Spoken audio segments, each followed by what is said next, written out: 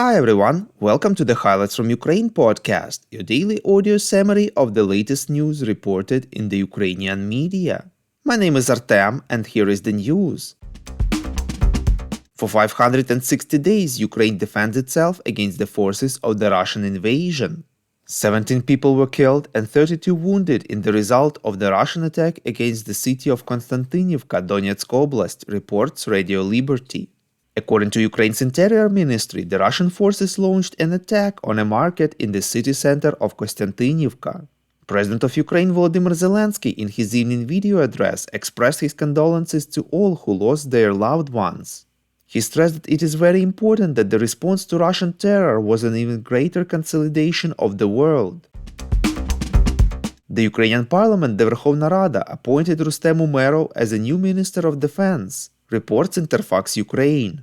In an address to the parliament, Umerov stated that Ukraine needs to increase the capabilities of Ukrainian producers in the defense sector.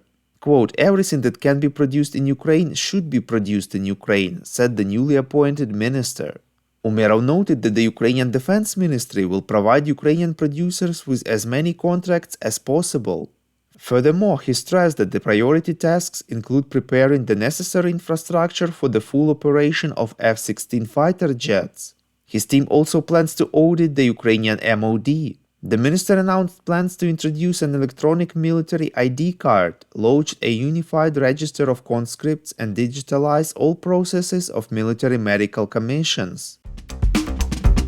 We would really appreciate if you could rate us, ideally with 5 stars, in the apps where you are listening to this podcast: Google Podcast, Apple Podcast, Spotify, and others. This really helps more people to find out about the highlights from Ukraine and truth about Russia's invasion.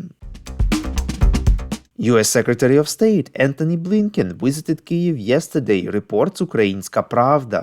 Together with Ukraine's Foreign Minister Dmytro Kuleba, he paid his respects to the fallen defenders of Ukraine, met the President and Prime Minister. Blinken announced that Washington will allocate over $1 billion to help Ukraine, reports Interfax Ukraine. He clarified that this includes $665 million in new military and civilian security assistance, including $175 million to provide significant support for Ukraine's air defense, which is in urgent need. Another $100 million, he said, would support Ukraine's long-term military needs, and another $300 million would help law enforcement efforts to recover and maintain law and order in the liberated territories. Earlier, the Pentagon announced a support package worth $175 million. For the first time, among other things, it will include depleted uranium tank rounds for Abrams tanks. The US Secretary of State said that Washington sees progress in the Ukrainian counteroffensive, and the US will ensure that Ukraine receives the necessary support both now and in the long term. Blinken also announced that the US will for the first time transfer to Ukraine money confiscated from Russian oligarchs, in particular $5.4 million that will be used for veterans' rehabilitation. Blinken and Kuleba finished the day by having a snack at one of the local McDonald's.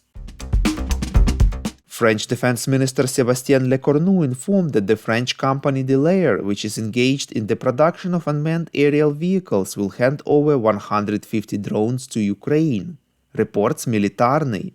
He added that models of drones were chosen by Ukraine. According to the media, Delair manufactures drones for border control, intelligence, and special operation forces. Thank you for listening to the Highlights from Ukraine podcast. We're a commercial initiative of just 2 people and we need your help to grow. Share information about the podcast, rate us in the app, subscribe to our Patreon. With your support, we are getting better. We call on you to demand from governments of your countries to impose the toughest sanctions possible on Russia and its citizens to stop their invasion of Ukraine.